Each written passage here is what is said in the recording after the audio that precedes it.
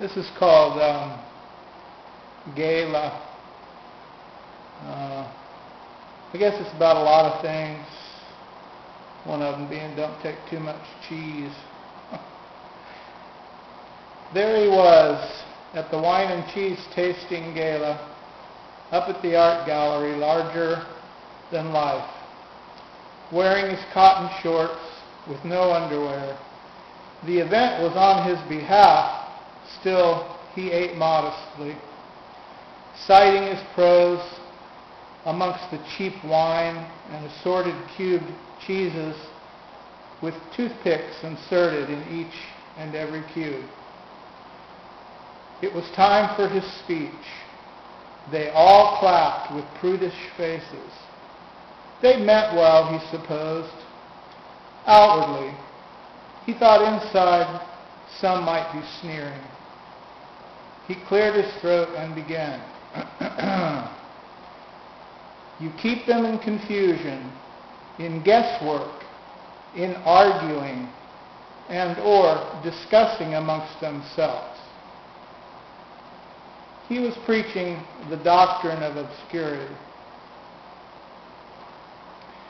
It was a form of double talk. The old hens loved it. Oh, how they were clucking at the wine and cheese party. What he said meant different things to different peoples. It gave them something to talk about. Meaningless chatter is what he called it. They willingly gave praise to the most unholy of the holy. He excused himself and wandered over towards the wanton-looking woman in the slinky dress. Oh, how he loved those. She looked rode hard and put away wet. Even better, he thought. But first, he stopped by the table and grabbed a paper plate and some more cheese, meat, and wine, 2 glasses, one for her. He'd not eaten all day, and he was famished. He remembered her from before. She was a truly fantastic artist in many mediums. Davy was her name. Her husband was some industrial magnate that had run his car under a semi and had gotten killed. He died with millions of dollars, yet he left her with nothing or some pittance. She was even a beauty queen once, but her attraction was waning.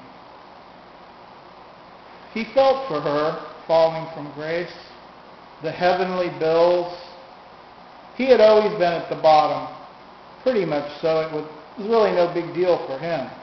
But for her, she did not even know how to take care of herself.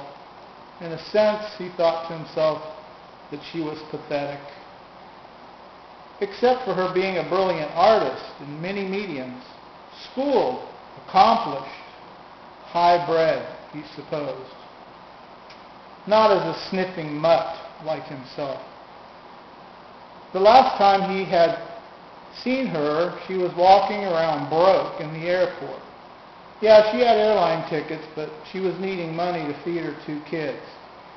She was just typically incapable of planning.